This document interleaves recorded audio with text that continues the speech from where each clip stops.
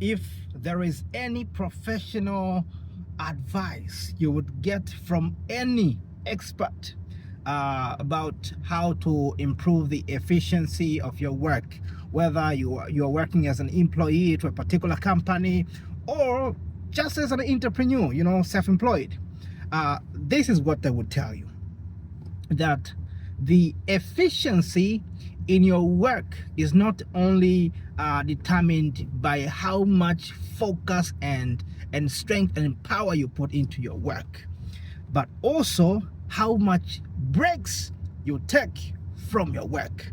So as human beings, we can only be of optimum quality in anything we do in a very short amount of time, per one time.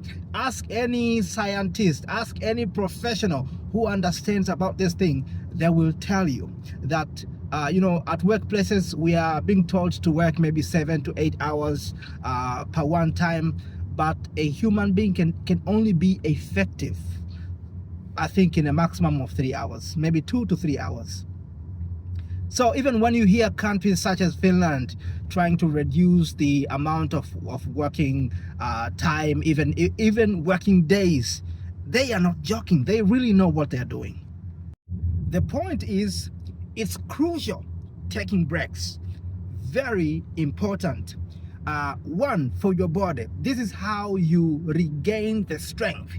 This is how you get the healing. That's why even when you are so much tired, anyone would advise you, can you take a short break? Can you take a nap? Or can you just take a walk outside and then come back?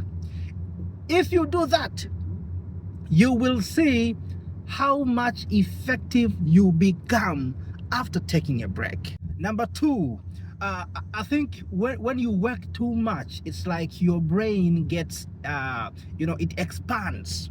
It expands. And the more it expands, the more it becomes useless. I don't know if you get what I'm saying. That's why, you could be doing something for a particular amount of time, but it always reaches to a point you don't even know what you're doing. I can give you an example. I love to read.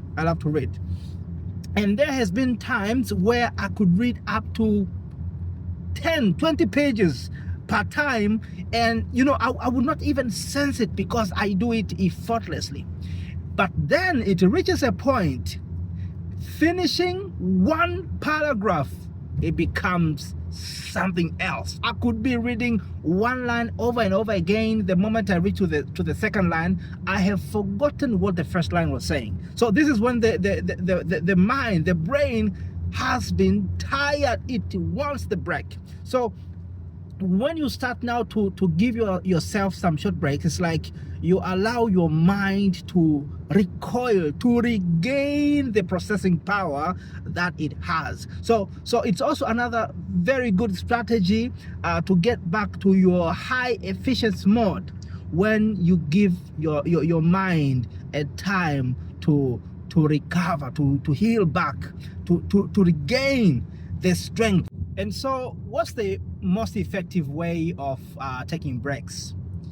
It's okay to take a break and maybe take a nap within the same area, but if you ask the experts, they will say the most effective break is making sure that you change the surroundings. So even when taking holidays, if you really want to get that healing, you have to try at least to change the environment.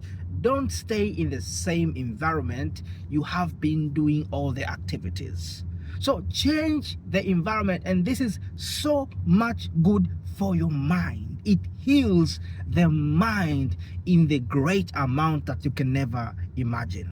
Those who are having good finances, or they have managed to save some money, you would be advised, travel. And when you travel, don't just travel to another place which looks exactly like where you're coming from.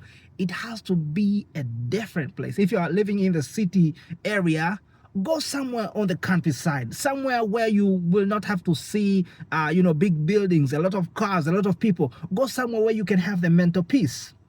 If you have been living in the countryside, maybe go to the city so you can change the environment. So this alternating alternating behavior that you are exposing your mind to, that is what improves the efficiency of your mind. Keeping the long story short, if you have been working, whether it's your own company as an employee or just an entrepreneur or even a volunteer, it is critically important that you give yourself enough break time. And here I'm not talking about the 0.5 hours in 8 hours. No. I'm talking about having 1 week, 2 weeks, or even a month after a week's or months of work. So if you're in Finland or any of the neighboring countries, I would say travel. Go somewhere far and different. If you'd ask me where could be the best place to visit, I would tell you visit Africa. And in Africa, where could be the best place to start? I would say Tanzania. In Tanzania, you can find the wildlife animals. You can find the landscape. Actually, have you heard of the Garden of Eden of Africa? That is in Tanzania, and we are talking about the Ngorongoro crater. So in short, thinking of any natural creation, I would say you will find it in Tanzania. And they tell you, if you want to heal, one thing you can do is to reconnect to the nature, and Tanzania will give you that chance. So who will be there to support you while you are having the greatest experience in Tanzania? I can speak of one company, and that is Swala Safaris. This is the tour company that has been operating since 1999, and they have all the needed licenses and certification you can ever ask. Actually, we have been planning a tour around June, July, but we have not confirmed any date because we need to have a good number of visitors so that we can minimize the expenses. Telling you the truth, if you are from Finland, it's not as cheap as going to Sweden or to Estonia. A trip to Tanzania needs some saving, but I will tell you it's always worth it comparing to the benefit that you can get. So actually you can travel just alone or with your wife, but of course it would need some money. And as the number increases, then the expenses per person decreases. And we want to help you experience the great, but with minimum expenses as possible. If you want to know more, I will put the Swala Safaris website on the accompanying text, but you can also contact me if you want. You can ask me about anything and I will be happy to respond as much as I'm capable to. But of course, if it needs more information from the Swala Safaris, I can always link you up to the team in Tanzania. So looking forward to hear from you. See you soon.